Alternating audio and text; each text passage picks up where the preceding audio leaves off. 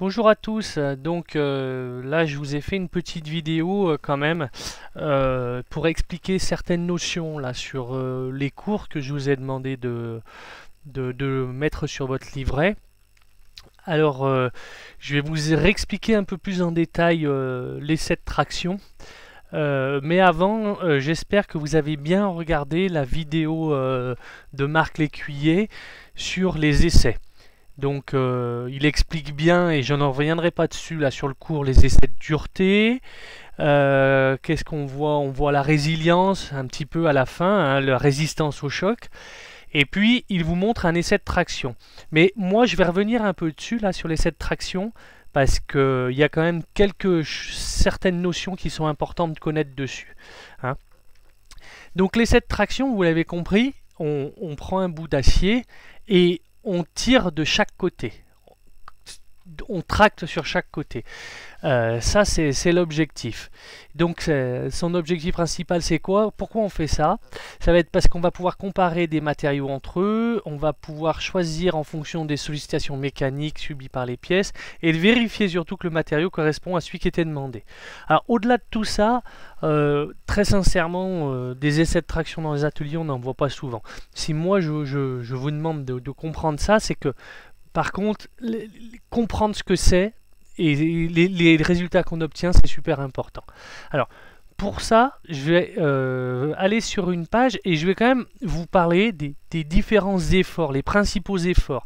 Et justement, grâce aux résultats d'un essai de traction, en fait, on va pouvoir, grâce à des calculs que nous, on ne fera pas, bien entendu, hein, c'est vraiment pas de votre niveau, puis c'est pas l'objectif, mais grâce à des essais de traction, un ingénieur va pouvoir être capable de calculer la résistance d'une matière à la compression. Donc vous voyez, je vous les ai détaillés tous. À la compression, à la torsion, à la flexion et au cisaillement. Alors grosso modo, qu'est-ce que c'est? La compression, vous voyez, c'est l'inverse de l'attraction. L'attraction, c'est quand on tire de chaque côté d'une pièce. La compression, c'est le contraire. La torsion, c'est quand on donne un moment, alors un couple, on appelle ça un couple, de chaque côté de la pièce, et on les tord dans des sens différents. La flexion, alors là, c'est pas très bien fait, hein. Je vais peut-être le montrer. En mécanique, je vais vous le symboliser, hein, regardez, en mécanique, ici, là, pour la flexion, on symboliserait ça comme ça. C'est-à-dire que la partie de ce cylindre est fixe, hein, et comme s'il était scellé du béton, et donc on appuie en haut, ça va gérer de la flexion, et le cisaillement, bah, c'est quand on applique des forces de chaque côté, mais pas en opposé, hein, pas comme la compression. Vous voyez, il y a un décalage entre chaque... on décale un peu. Voilà. Alors, ça c'était juste pour vous présenter du coup le nom de ces actions. Et c'est grâce à si on a trouvé la résistance à la traction, eh ben, on va pouvoir déterminer ça. Voilà, ça c'était une petite parenthèse, mais c'est pas ce qui nous intéresse. Moi je vais revenir, chose qui m'intéresse un peu plus, sur le cours que vous avez sur les essais de traction. Donc, l'essai, le principe de l'essai ici, je ne vous le détaille pas, vous l'avez vu, hein, comment on faisait. Par contre, je vais aller sur la page suivante du cours qui vous détaille ici ce qui se passe, parce que je pense que là, ça demande quand même une petite explication. Alors, on va essayer d'agrandir au maximum. Voilà. Alors, qu'est-ce que c'est qu'un essai de traction? Vous voyez, on part de ce point. Alors, hop, on va prendre là. On va peut-être changer de couleur. Hop, voilà. Donc, on part de ce point. Et là, on a une éprouvette. Donc, comme vous l'avez vu, avec une certaine section et une longueur. Donc, la section, c'est quoi? Je vous rappelle, la section, c'est quand on prend un cylindre et qu'on le coupe. Et c'est la surface qu'on obtient. D'accord? Donc là, c'était section circulaire, c'est une éprouvette. Si c'était une section carrée, si c'était un carré, ça on obtiendrait une surface carrée comme ceci. Ça, c'est la section. Alors, qu'est-ce qu'on fait à cette éprouvette? Donc, on va lui tirer dessus, de chaque côté de la pièce. Alors, techniquement, là, d'un point de vue matériel, est-ce que ça tire des deux côtés? C'est pas sûr. on peut très bien dire qu'on bloque un côté et qu'on tire de l'autre, ça fonctionnera pareil, le raisonnement sera le même, hein, d'accord. Sur le principe, normalement, je vous ai mis dans le schéma que vous aviez vu avant, on tirait des deux côtés de la pièce, mais en réalité, s'il y a un côté qui est, imaginons, qui est scellé dans le béton, et l'autre, ou dans un étau, et vous tirez sur l'autre, ça marchera pareil, on appliquera de la traction. Donc du coup, qu'est-ce qui se passe? On va tirer sur notre pièce avec de la force, hein. Et regardez, alors là, vous voyez, vous avez sur les abscisses l'allongement, ici, l'allongement delta L, c'est-à-dire l'allongement de la pièce. Alors, c'est peut-être dur à croire, mais de l'acier, et même là, les éprouvettes qu'on voit, bah on le voit, remarquez, c'est dur à comprendre, vous l'avez vu dans la vidéo, quand on tire très fort dessus, alors bien sûr, nous, un humain, n'a pas la force pour, mais avec des machines, bah, l'acier, et ben en fait ça va se déformer. Ça va se déformer alors, un peu à l'image de, je sais pas, d'un élastique, c'est pour ça qu'on parle d'élasticité. Vous prenez un élastique, puis quand vous commencez à tirer dessus, il va se déformer, il va se rallonger. Et ben en fait c'est exactement pareil pour les aciers, hein. Alors là vous ne confondez pas cet allongement avec l'allongement dû à la dilatation. Même si c'est de l'allongement aussi, mais c'est pas le même phénomène. Là, c'est bien une action mécanique, une force qui va allonger la matière. Alors, qu'est-ce qui se passe? Regardez, on allonge, on tire sur l'éprouvette, donc ça s'allonge, ça c'est les abscisses, et en haut, vous voyez, c'est la force appliquée en newton. Alors, des newtons, pour ceux, il y en a qui disent oh, mais qu'est-ce que c'est que des newtons, etc. Je comprends rien. Les newtons, c'est pas compliqué, on peut très bien imaginer des kilos. Je m'explique. Si on a une force, on dit qu'il y a 1000 newtons, une force de 1000 newtons, on va diviser par 9,81 pour obtenir le poids. Alors là, on va diviser par 10, ça va simplifier les calculs. Si je divise 1000 par 10, ça va me faire l'équivalent d'une force de 100 kg. En gros, si pour vous représenter ça, pour vous dire tiens ça correspond à quoi, imaginez que vous suspendez, que vous faites 100 kg et que vous vous suspendez je sais pas moi, une poutre, et ben vous exercez donc une force de 100 kg sur cette poutre, donc une force vous avez un poids de 100 kg dessus, donc vous générez une force de 1000 newtons. C'est ça, la force, d'accord? Sauf que bah, vous, si vous suspendez, ça ne sera pas un point vraiment ponctuel. Souvent, nous, les forces en mécanique, elles sont appliquées à un point très précis. D'accord, mais c'est ça. Donc ne prenez pas peur avec les newtons. Donc 1000 newtons, ça fait 100 kg. Donc 10 000 newtons, ça ferait 1000 kg. 1000 kg, c'est une tonne. Alors, comment ça marche? Là, il n'y a pas de valeur, peu importe. On ne vous parle pas de valeur. Vous voyez, FE. Ce qu'il faut juste comprendre, c'est qu'on applique une force. On voit en haut, là, ça monte, force en newton. C'est-à-dire que plus on monte, plus la force qu'on applique est importante. C'est comme si on augmentait les kilos, hein. Donc, regardez. Donc, ici, là, ce qu'on va appeler la zone 1, entre ici et ici, là, c'est la 1. Vous voyez, dans cette zone, quand on force, qu'est-ce qui se passe? La droite elle monte comme ça, c'est même proportionnel, ça veut dire qu'en fait la pièce s'allonge, on a une zone de déformation, la pièce s'allonge, et surtout ce qui est important c'est que donc on aura appliqué une force de FE, c'est calculé la page suivante, hein, on va y venir dessus, on applique une force FE, et tant qu'on n'est pas arrivé à FE, en fait c'est ce qu'on appelle la zone élastique, c'est-à-dire que je sais pas, si j'appliquais cette force là, ici, donc FE divisé par 2, si j'applique cette force, j'aurais déformé ma pièce jusqu'à cet endroit. Donc c'est un peu petit là le graphique, mais d'une certaine distance. Si j'arrête ma force, si je relâche mon effort, qu'est-ce qui va se passer? Comme votre élastique, la pièce va revenir à sa longueur initiale. C'est ça. Les métaux sont élastiques, ils ont une certaine élasticité. Ensuite, donc ça c'est important de comprendre parce que souvent, techniquement, quand on conçoit des produits, il faut vraiment rester dans cette zone élastique, même des fois il faut être en dessous. C'est-à-dire qu'il faut vraiment que si la pièce que vous concevez subit des efforts, une pièce conçue, elle subit des efforts, il faut qu'elle puisse revenir à sa position initiale une fois que l'effort est arrêté, hein. Alors ça, c'est quand on est dans la zone élastique. Maintenant, vous voyez, on est arrivé à ce FE, force élastique. Maintenant, si on continue, c'est-à-dire on tire encore plus fort. Donc là, on va arriver dans une deuxième zone. Donc on va continuer d'allonger notre pièce, et là, regardez, bah là, même cette zone, vous voyez, l'allongement, il va être grand, il va être de ça. On va s'allonger de ça, alors qu'en réalité, en force, on aura l'effort, vous voyez, de là à là, est moins important que celui que j'avais produit au départ. C'est-à-dire qu'on va forcer plus, mais ça va se déformer beaucoup plus. Alors là, ça va se déformer, et il y a une diminution de la section. C'est-à-dire que mon rond ici, mon diamètre, il va se réduire, puisque plus vous lui tirez dessus, ben, forcément lui, c'est comme votre élastique, hein, vous l'avez déjà vu, il a le diamètre qui se réduit, et on dit qu'au début, là, il le fait de façon uniforme, c'est-à-dire que c'est tout le diamètre qui se déforme. Voilà. Et après, vous voyez, donc là, vous arrivez à une force, on va dire la force maximale, hein, et là, une fois que vous êtes là, bah, de toute façon, qu'est-ce qui se passe quand vous continuez à forcer? Même si vous diminuez, parce que là, regardez, même si vous diminuez votre force, à un moment, hein, ici, là, c'est la force maximale.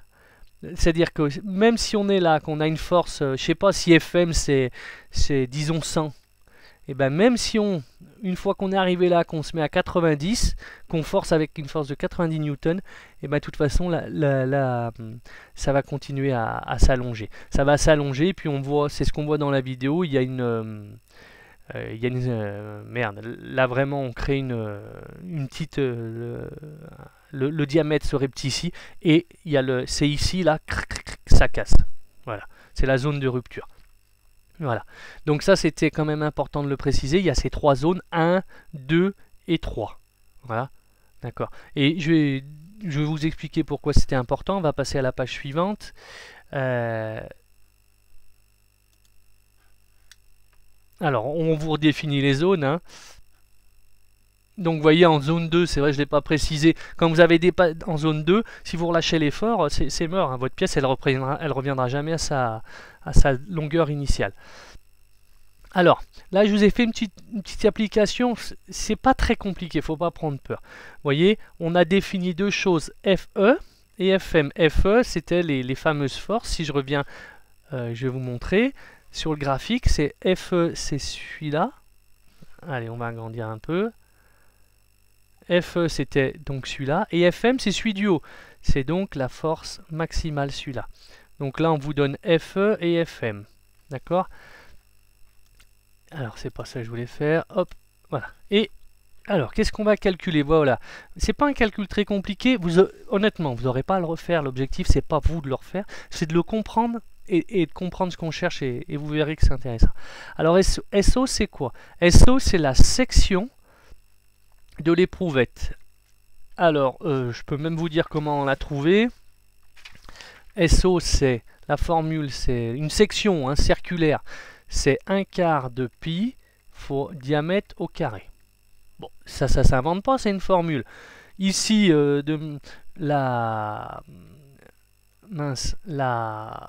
diamètre fait 10 mm, ça fait ça. Donc si vous faites le calcul, 1/4 fois pi fois 10 au carré, vous allez obtenir 78,5 mm carré. Voilà. Ok? Donc, qu'est-ce qu'on vous dit? On vous dit que là, calculer RE, RM et l'allongement. Alors, RE, c'est la résistance. D'accord? Et on vous dit que la formule, c'est quoi? C'est la force divisée par la section. Donc, dans le premier cas, on prend la force, vous voyez, la force de 16 500 newtons, ce qui fait à peu près, vous rappelez, 1650 kg de force.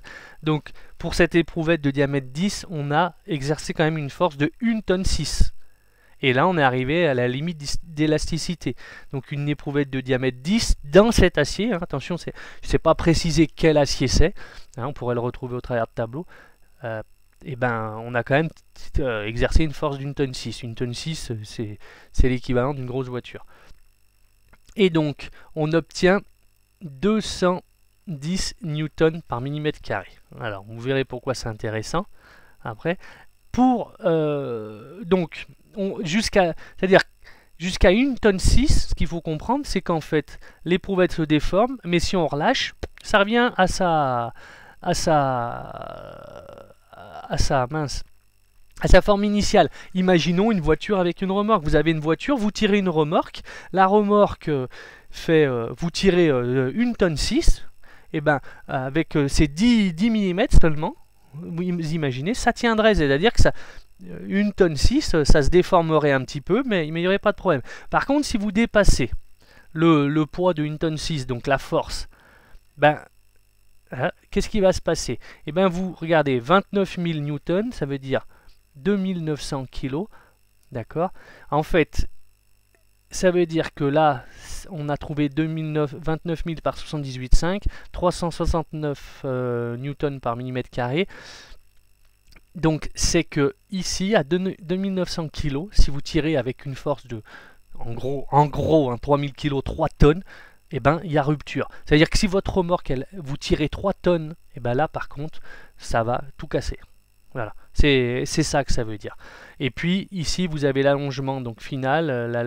On vous dit que au final, elle fait 65 mm. Au début, elle faisait 50, divisé par 50 fois 100. Il y a un allongement de 30%. Voilà. Alors, ça, de me dire, oh, on s'en fout et tout. Non, je voulais vous le montrer parce que ce chiffre-là, celui qu'on trouve, la limite élastique, alors là, ici, c'est 210 newtons par millimètre carré. Et ben, c'est les valeurs que vous avez dû voir en désignation des matériaux. Il y a des aciers qui sont désignés comme ça. Alors de mémoire, c'est des aciers type S, acier de construction, les basiques, hein. Et on va vous dire, tiens, c'est un S300.